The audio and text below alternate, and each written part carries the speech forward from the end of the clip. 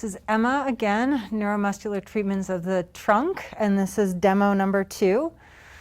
We've got Cassandra here today, and we're going to use her as we look at a treatment protocol for the SCM and Levator Scapula.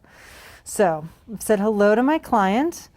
For me, one of the most important things is making sure that I'm supporting my client's head and neck when I'm working on the head and neck. I like to take one hand on the side that I'm not going to be working on and scoop it underneath the base or the back of my client's neck, and then lift up and pull ever so slight traction on my client's neck. And their occiput is resting in the palm of my hand. So I just slide under, make contact with the skin, and then just gently lift there. And then I have my forearm on the other side resting on her head right behind her ear. And so that way I can press her head into there, and so she's got a lot of support. If your client doesn't feel like their head and neck is supported when you're doing work on these areas, they have a tendency to guard and protect because they're afraid that you're going to rock their head all over the place, and that's just uncomfortable. So I like to have a nice, secure grip on my client's head. And generally it feels, they're like, oh yeah, that's comfortable. So to start, the first thing I'm going to do is just lay my hands on the top of my client's shoulders and just kind of get a feel for their tissue. I'm going to wait and just feel my clients breathing a little bit, seeing if they've got any motion in these upper ribs, what's happening. I might do a little bit of cat pawing as I walk my hands a little bit medially, and I'm watching for how my client's moving in response to my pressure. If you're watching Cassandra move, you might notice that there's a little bit more restriction as I press her right shoulder away than when I press the left shoulder away. Just interesting. So, kind of said hello to that tissue. Now I'm going to go back to supporting my client's head. So the first thing we want to do is we want to, again, identify where these muscles are going to be. So the SCM is a muscle we love because its name tells us exactly where its attachments are. So the SCM, the sternocleidomastoid, it has 2 muscle segments that both come off the mastoid process. And so the mastoid process, if you go right behind your client's ear, you're going to feel this kind of round mound of bone. That's the mastoid process. Pretty easy. I usually take my fingers and just kind of roll back and forth over it. So we know that's where this muscle originates. Then the muscle's going to go down and it's going to connect into the sternum. So right in the middle, you've got that sternal notch. That's not where it is, but ever just like a thumb width outside of that is where you're going to feel that attachment. So kind of roll gentle pressure into that sternal notch, move ever so slightly lateral on that bony knob, and you're right there on that sternal attachment. Then if you move your finger laterally just a little bit, you're going to kind of roll over a little mound of soft tissue, and then you're going to find your fingers on a pretty bony section of clavicle, and kind of that medial third of the clavicle. And that's where the cleido segment is going to insert at.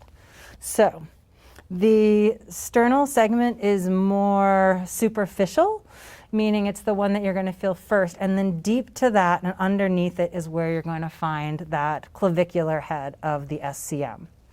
Then our other landmark we're going to want to take care of today is finding that levator scapula. Levator scapula is a little bit of a tricky muscle. I'm going to glide my fingers by pressing down to the massage table, sliding underneath so my fingers are on the scapula. And when I find that boniness of the scapula, I'm going to move my finger superior to roll over the spine of the scapula. I'm going to follow the spine of the scapula as medially as I can, and then just superior to that, I'm going to feel that superior angle of the scapula. So that's one of my attachment sites for levator scapula. Then levator scapula is going to travel deep to the traps. And it's going to do this crazy little twist as I get kind of to that quote-unquote crook of the neck. And then it's going to come up and it's going to attach onto the transverse process in the middle cervical vertebrae. So to find those middle cervical vertebrae is a little tricky. If you take your fingers and slide up the second head of trap. If you saw me flop over this little bump here, that's actually me going over the levator scapula that's deep to the traps. And I'm going to follow that line up, and I'm going to feel this bony ridge just lateral to where that first head of trap is. And it's a little subtle, but I can kind of glide my fingers up and down, and I'm going to feel these little bony bumps, and those are the transverse processes. If I'm not totally sure that that's what I'm on, I'm going to just gently move my client's neck a little bit, and I can generally identify those little bony sticking out parts. What really surprises people is when you're first feeling on the neck trying to find these transverse processes, we tend to go very medial. We can feel that spinous process and we're like, oh, it must be right there. But actually, those transverse processes are quite lateral in the neck. So if you can't feel that bony ridge, move your fingers more lateral and you'll probably be able to feel it. So in doing that gentle little bit of palpation, I'm kind of doing the first step of warming up this tissue. So now I want to do a little bit more specific warming. So I like to take kind of broad fingers and set them on my client's neck. I like to move my client's neck towards my finger and then just pull their hand away, just doing a little bit of gentle, superficial fascial work over the tissue where the SCM is going to lie. Just nice, gentle gliding there.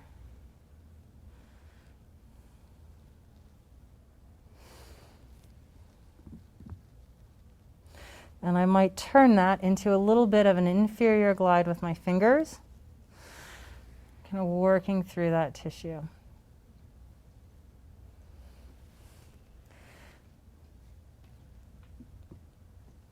Nice little warming up, making sure that you're following this muscle from that mastoid process, nice and down, all the way to those bony attachments. I'm going to slide my hand underneath, and I'm going to find that superior angle of the scapula, and then just glide my fingers up, nice flat traction in there, coming through all that tissue. It's okay if you're not specific on levator scapula at this point. We're just trying to get some warming in there. And as you're doing that, just feel the tissue, feel it move around your pressure. And you're trying to identify particularly where that twist is in levator scapula and where it really is deep to the trap. So now I've got some nice warming in that tissue. Now I want to individualize the SCM segments. So the first thing we're going to do is go for that sternal segment. I like to do kind of an interesting grab to pinch this, where I'm going to put kind of that knuckle of my second finger underneath on the posterior aspect of the SCM, and I'm going to take my thumb and kind of hook it and pull the SCM a little lateral and trap it between my index finger and my thumb. So I know first off that this muscle is going to go from the SCM down to the sternum. So I know the general line that I want to look at. And I'm just going to slide that knuckle in deep behind that muscle. And you can almost see how it just jumps up right there. So all I'm going to do then is slide my thumb over and very gently trap that SCM between the long part of my index finger and my thumb.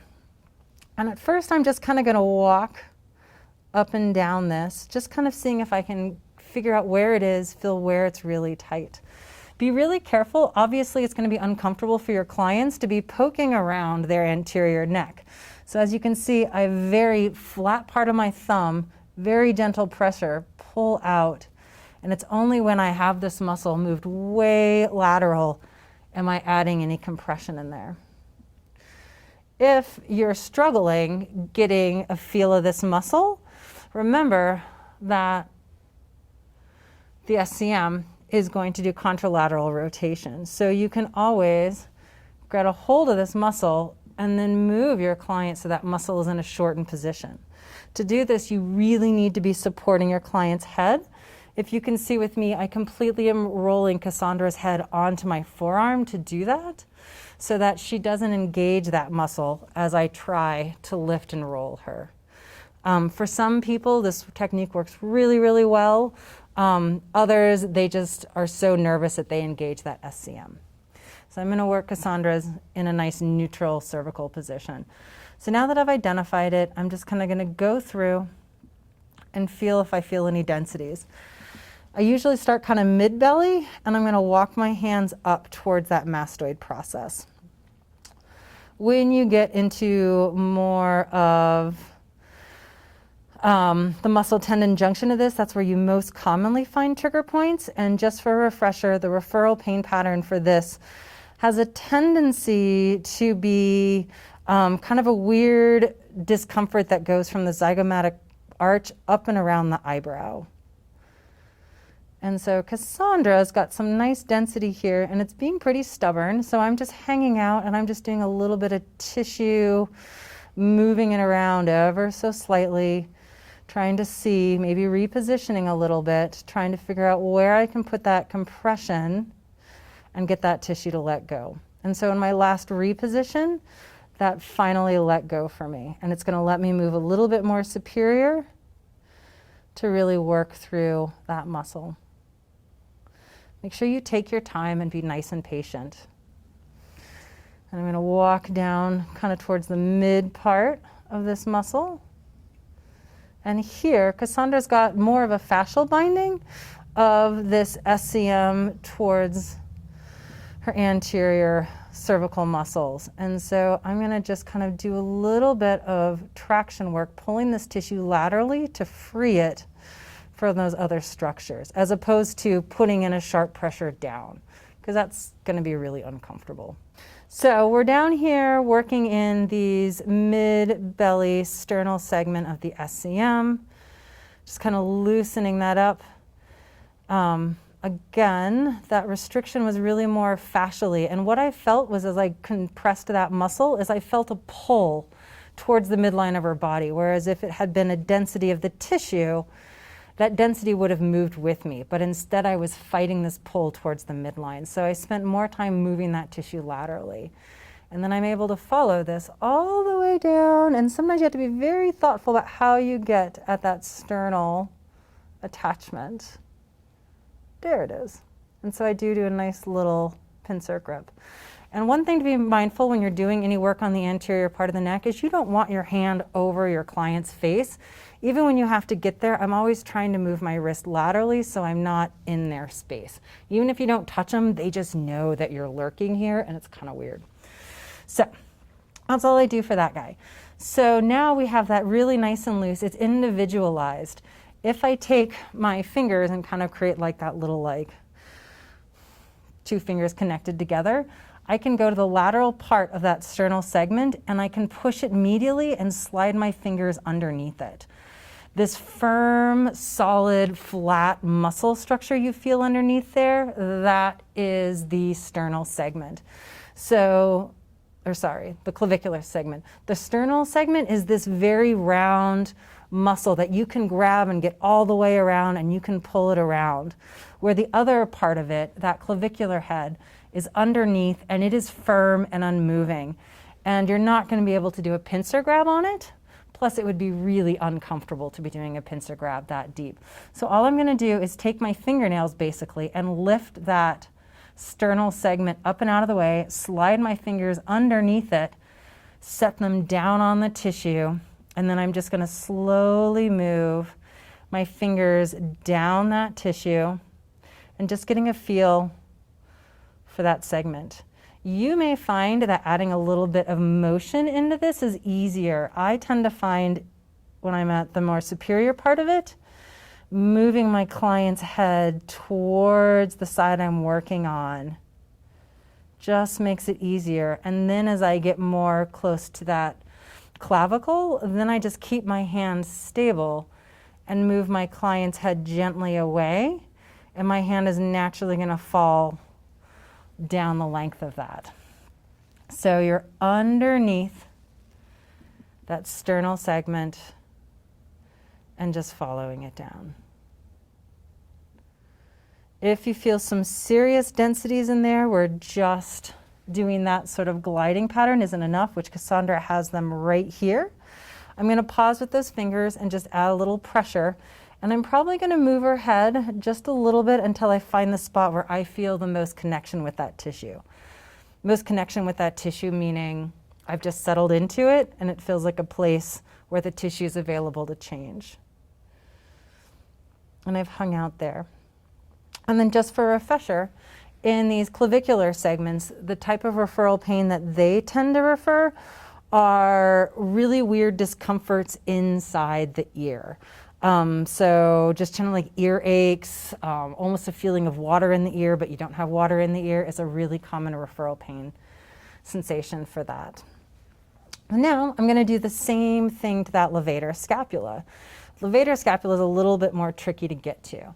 So I'm going to roll my client's head onto the side. And as you notice again, I have this nice secure grip underneath my client's neck. I've rocked the side of her head onto my forearm. I'm supporting the other side of her head. And I'm rolling her up onto my arm for a lot of support. Here, I can then take my fingers underneath, find that superior aspect of that levator scapula, glide up.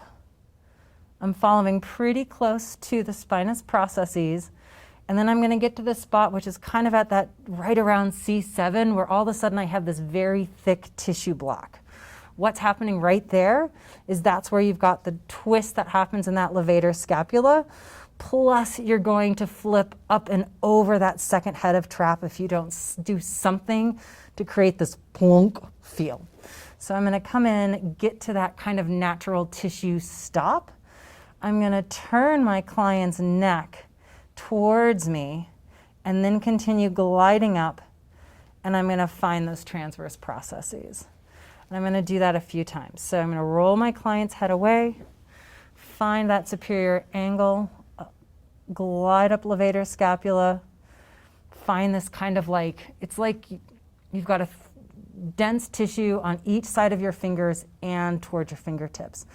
And I'm going to just pause there, rotate my client's head. It's going to open a pathway for your fingers to slide up, and you're going to go right onto those transverse processes. If there's going to be any densities in levator scapula, they're not going to be down by that superior angle. They're going to be found kind of right in around that twist. So right when I get to that spot where I want to start unrotating my client's head, I'm going to pause there. It's easy for therapists to want to get into these sharp fingers. This is really hard on those finger joints. You want to make sure that you've got a natural bend to those fingers and that they're supported by their neighbors. And if I do that, I can come in, pause there.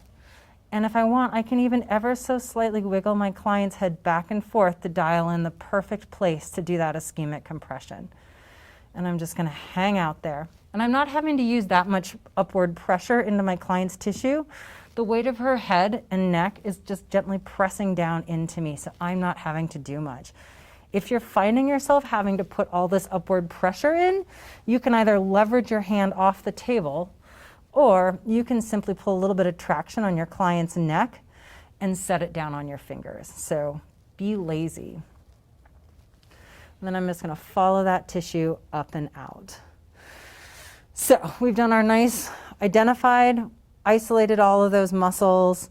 We've done ischemic compressions through them. Now we just want to do a little bit of milking out the tissue. So I'm going to come back to my sternal segment of the SCM. I'm going to grab it with my thumb and again that flat part of my index finger, and I'm just going to glide like I'm milking a cow, because this is a nice round muscle again, just kind of gently gliding through that tissue, moving towards the sternal attachment. And I'm just going to walk down this muscle.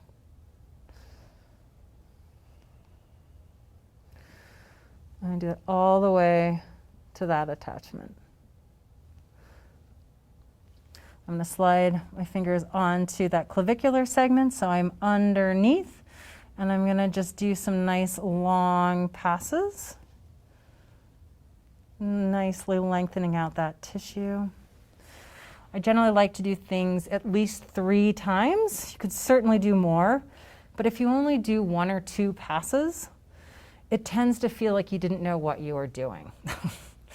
When you do 3, it means you're doing it with intent and you're waiting for tissue to change. Generally on each of those passes too, I'm able to get a little bit more deep and a little bit more specific in the tissue. And finally, I'm going to hook under, and I'm going to do the same thing to that levator scapula. Come in and move through. All right. Finally, I want to do my plus minuses on all these attachment sites. So again, supporting the head, taking some nice supported fingers, and I'm just going to come into this mastoid. And, you know, it's like into this round, kind of like cone-shaped bone, and it's cone-shaped pointed down. So I just kind of like take my fingers and go over the round of it and then up and down on it. And I'm going to make sure I want to get all the sides of that nice bony round.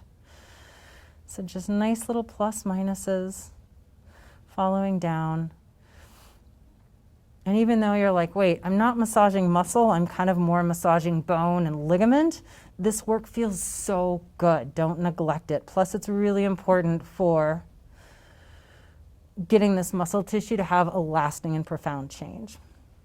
So I've addressed the mastoid process. I'm going to take my thumb, supported, backed up. I'm going to set it back on the sternal notch, move ever so slightly lateral. And right there, just gentle little plus minuses. And what you also should be noticing is I'm not taking my thumb and doing this plus minus. I'm moving my whole body. There's no sense to overtax those little micro muscles. Plus, when you're using your whole body for that motion, it feels better to your client. And you can just take that little motion and you can walk it out. And you just want to go about 1/3 to a halfway lateral on the clavicle. Once you get past that, there's no attachment sites there. Finally, getting those attachment sites for levator scapula. So what's really fascinating about how the levator scapula attaches to the scapula is it's on that superior angle. It's one of those really weird attachments in the body where we have muscle that transitions into tendon, but instead of transitioning directly into bone, it actually connects into a kind of a cartilaginous structure. So you're going to feel kind of this crunchy tissue there as opposed to a firm, solid bone feel. And it's a rookie mistake of massage therapists to feel that crunchiness and start to dig and try to soften it. That's cartilage. It's not, it's supposed to be crunchy and a little bit lumpy there. And if you just start going to town and trying to smooth that out, you're generally just going to inflame the tissue. So just acknowledge that it's going to be lumpy there. Either lighten your pressure a little bit or move a little bit more inferior to be on true bone, or move a little bit superior to be more on that tendon aspect of levator scapula, and do that little plus minus work there. But I'm going to want to, again, scoop my client's neck, follow that levator scapula up to those transverse processes. I am now getting a pretty specific work. So I'm going to curl my 3rd, 4th, and 5th finger and leave my index finger a little long, and I'm going to support the underneath part of it with my thumb. So I have a very specific little tool to get right on those transverse processes and very gently do my little plus minuses. Sometimes they're really pokey on people, and instead of doing a true plus minus, I'll kind of do circles clockwise and then counterclockwise. Both are equally as effective in getting those proprioceptors to reset.